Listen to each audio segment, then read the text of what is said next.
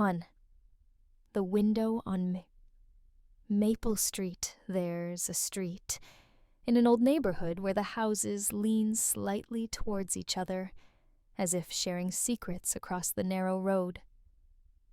Maple Street. The name sounds like it belongs in a children's book, and in some ways, it does.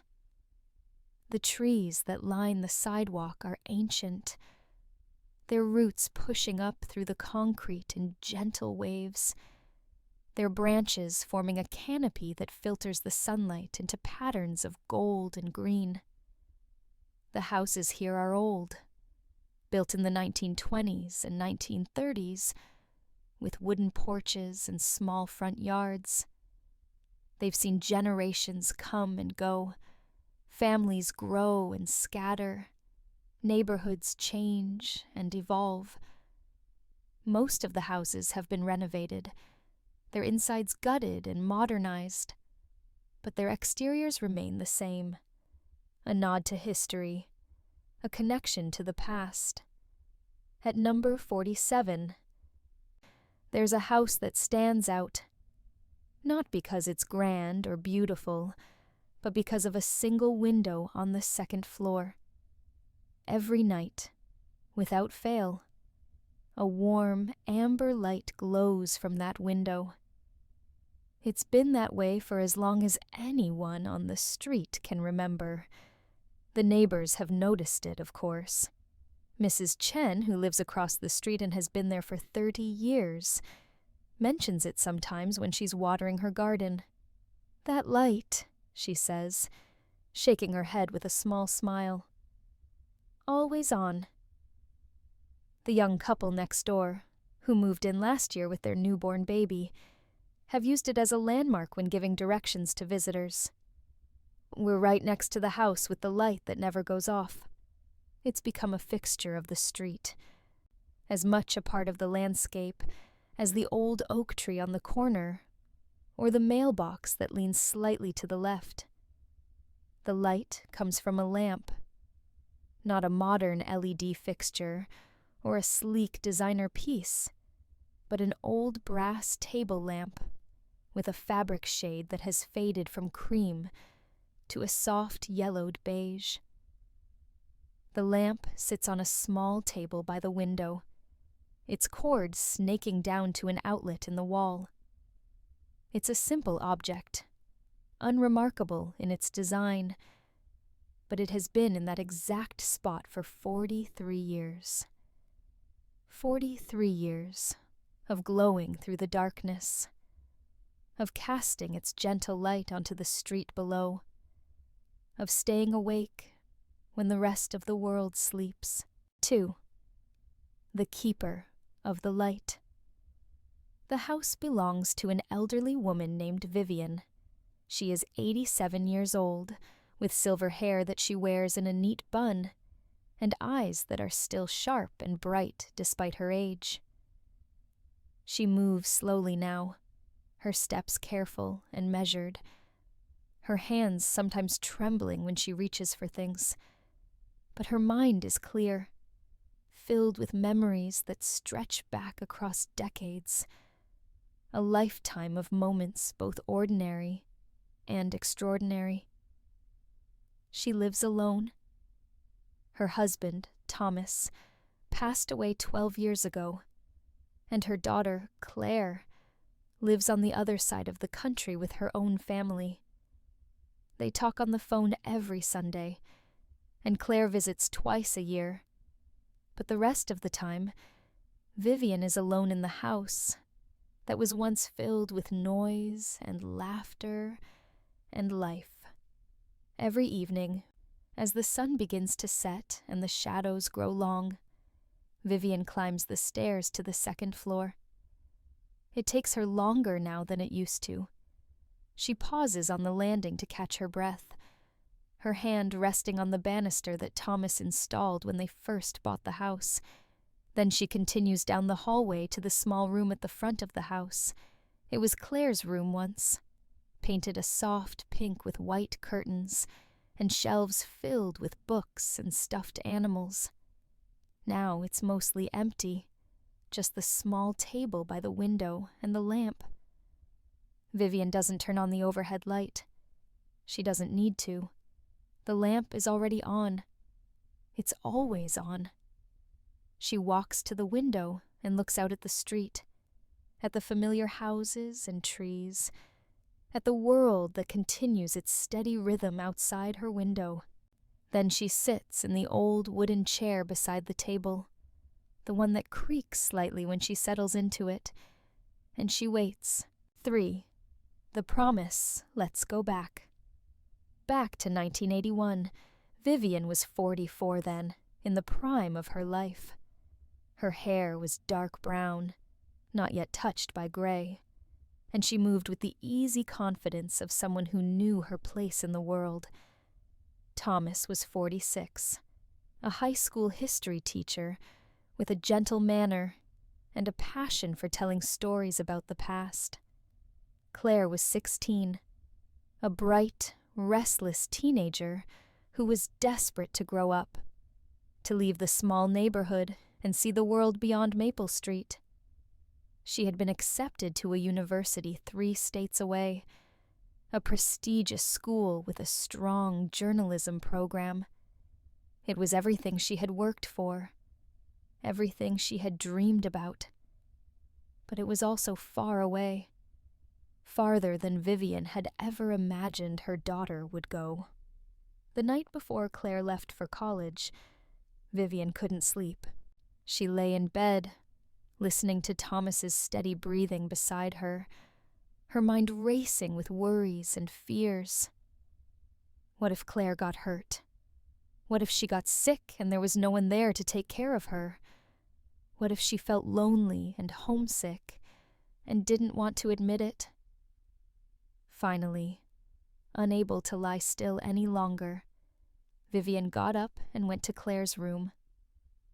The door was slightly open, and she could see her daughter sitting on her bed, surrounded by half-packed boxes and suitcases.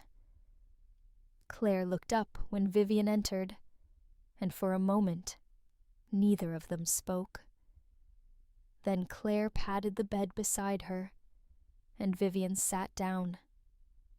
They talked for hours that night, about everything and nothing, about Claire's excitement and Vivian's fears, about the future and the past, about how proud Vivian was and how scared. And then, as the first light of dawn began to creep through the window, Vivian made a promise. "I'm going to leave a light on for you," she said, her voice quiet but firm. "Every night, so that no matter where you are, no matter how far away, you'll know that there's a light waiting for you at home." Claire, young and full of confidence, had smiled and hugged her mother. "Mom, I'll be fine," she said. But Vivian shook her head. "I know you will, but I need to do this. For me." That very night, after they had driven Claire to the airport and watched her disappear through the security gate, Vivian came home and turned on the lamp in Claire's room. And it has stayed on ever since. 4.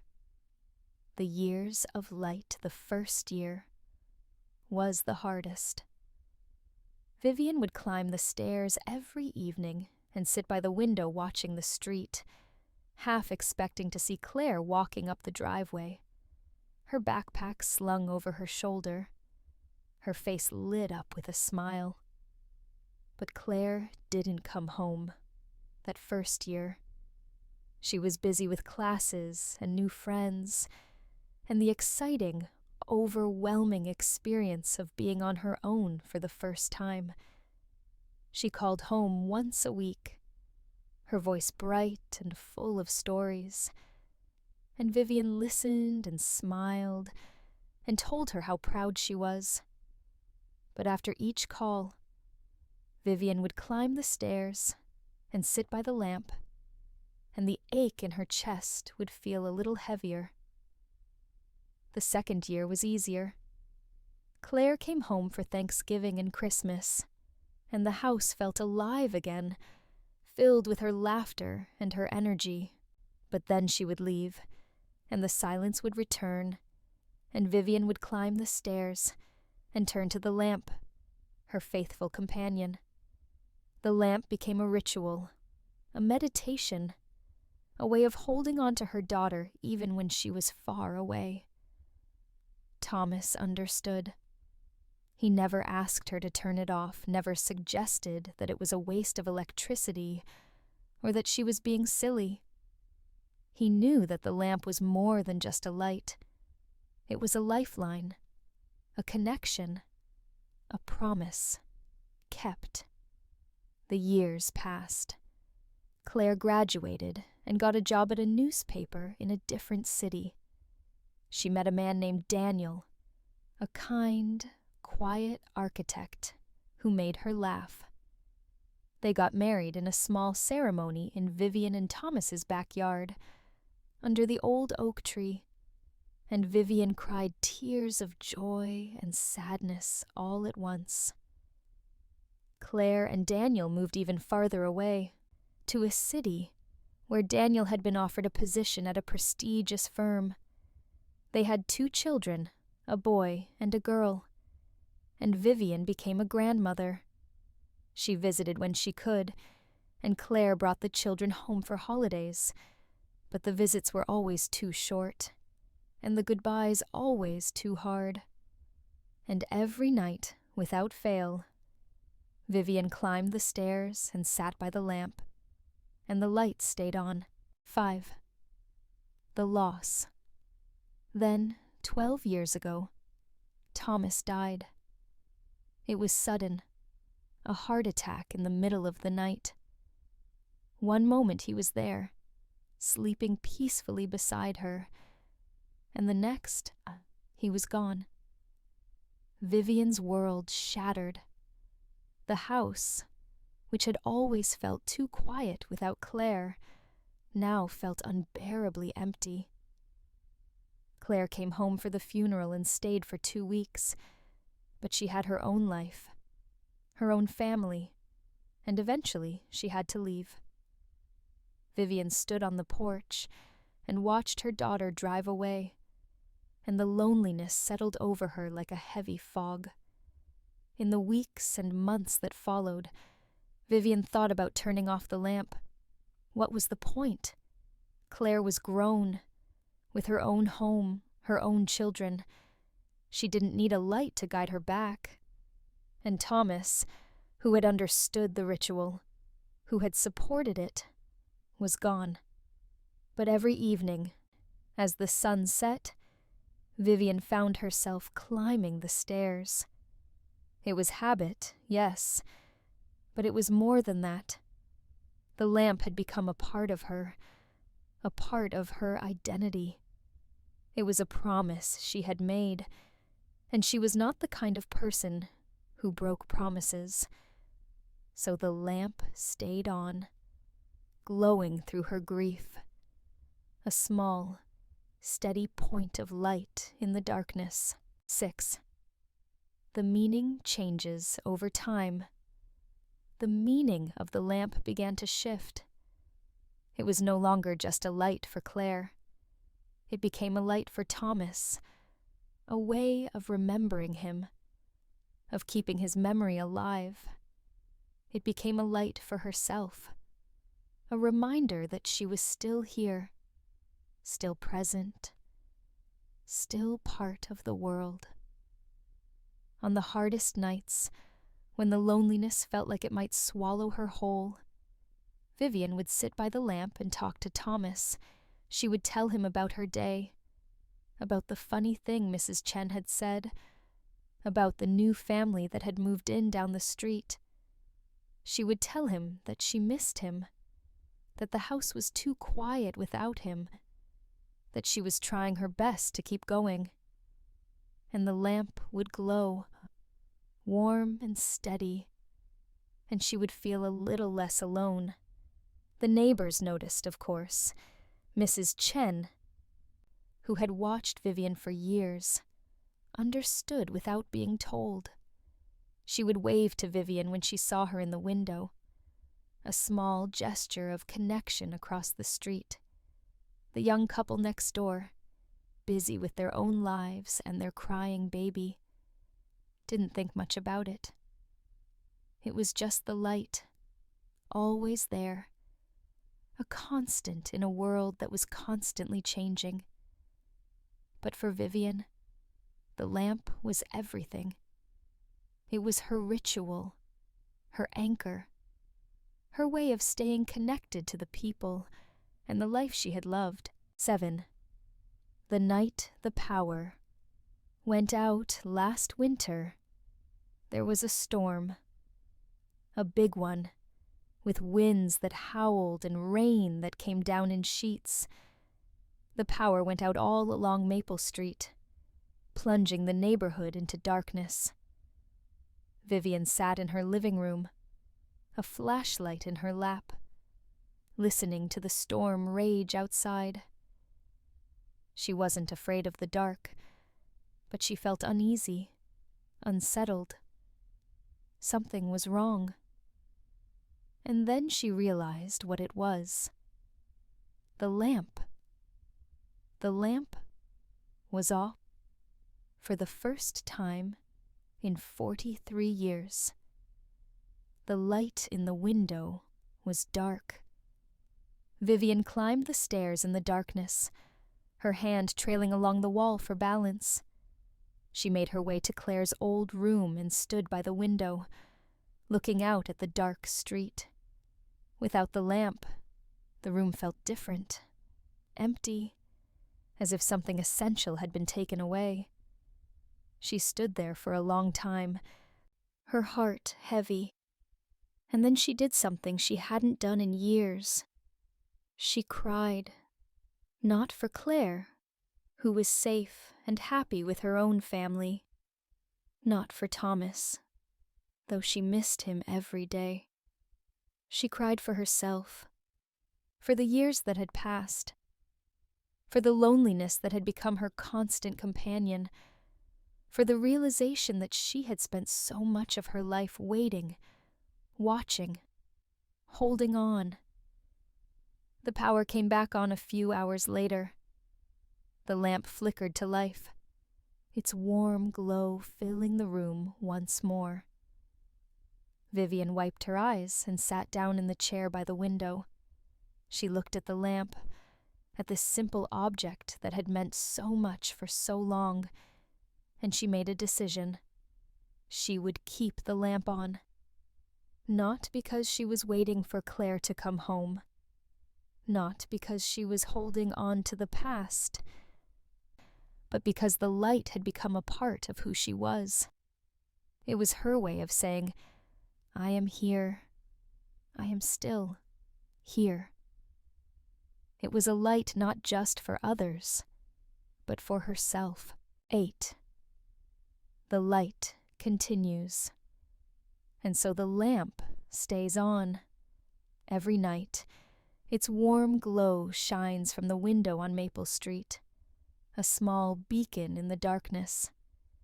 Vivian is 87 now, and she knows that one day she won't be able to climb the stairs anymore. One day, the lamp will go dark, not because of a storm, but because there will be no one left to keep it lit. But for now, it glows. And the neighbors see it, and they are comforted by it, even if they don't fully understand why. It's a reminder that someone is there, that someone is watching, that someone cares enough to keep a light burning through the long, dark nights, because invisibility also lives in the hands that build the world in silence. My name is May, and this is where what you don't see becomes what you feel.